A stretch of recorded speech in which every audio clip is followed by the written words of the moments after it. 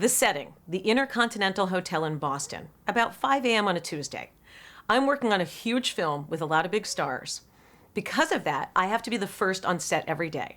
So it's 5 a.m. And let me just say, I'm exhausted because I have to be the first on set every day, yet I still have to rehearse with all the stars and the director late at night at a different location. So I'm getting about 4 hours of sleep a night, and these guys are arriving 6 hours later to set, and they're all refreshed and ready to roll. So, I mean, that's just the way it is. So I was exhausted. I'm waiting for my car. There are vacuums in the background. It's that kind of time of day where, like, it's not quite nighttime, but it's not quite morning. There's one lonely valet guy at the door. I'm looking for my car, always paranoid about being late, and I don't see it. So I kind of sit down for a minute, and the valet finally comes up to me and says, "Your car is here." So I go out and I jump in my Cadillac Escalade, typical thing for a movie. And as I sit down in the back seat, another woman jumps in beside me, and I was like, oh my God, I'm so sorry. This is your car. Let me get out. She's like, no, it's your car. Let me get out. And I'm like, listen, I do this kind of stuff all the time. I'm positive it's your car. And she goes, I get mistaken for people all the time. It's not my car. Have a great day on set. And just like that, she jumped out. Well, just to make sure, because I did not recognize the driver, usually I was picked up by one of these two guys, and it wasn't him. So I said, are you sure you're here to pick up a Nellie Sciutto? And again, remember, I'm the little guy, so I have a new driver every day. I don't have a regular driver that I can count on. So I'm like, well, maybe he's the new guy and I'm stuck with him today. So I fall asleep for a little while, being exhausted. And then I wake up and I'm like, hey, I just want to make sure that I'm in the right car. Usually Johnny or Kevin drives me. And it just sort of feels like we're going a different way today. And he said, no, I'm your driver today, lady. And I said, yeah, but were they not available or what's going on? And he was like, just sit in the back seat. We're going to set. I'm your driver. Okay, are you sure? Because it just doesn't look right, this direction that we're going in. No response. Total silence. So we drive for a while. And again, I say, so have you been working on the film for long? Not very long. Okay, so I was surprised I haven't met you. Yeah, listen, I mean, I really don't want to bother you, but it just doesn't look like the same route that we normally take. He's like, there's traffic.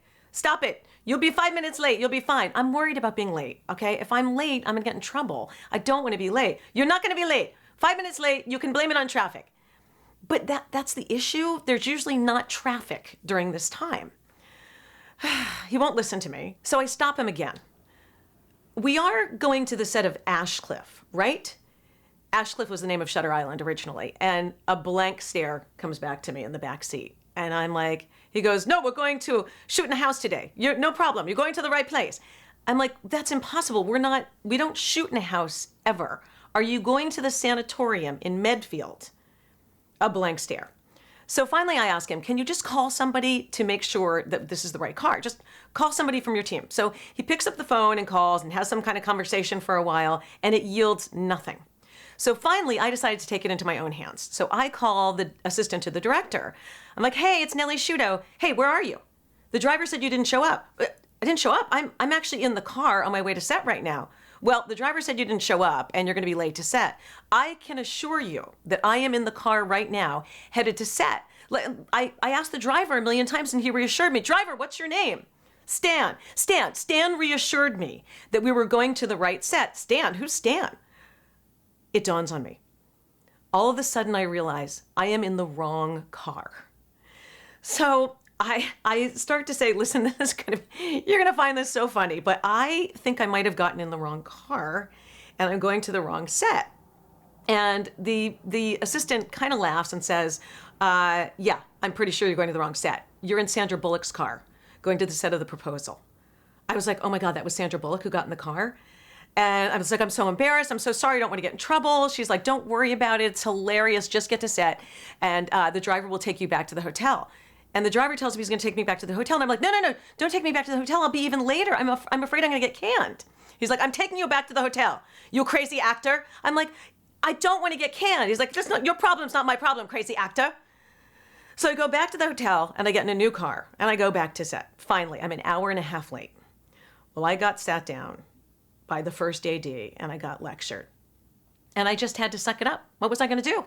I just said a lot of yes, sirs, and I took my punishment. I had to be on set an hour earlier every day. Personally, I blame Sandra Bullock.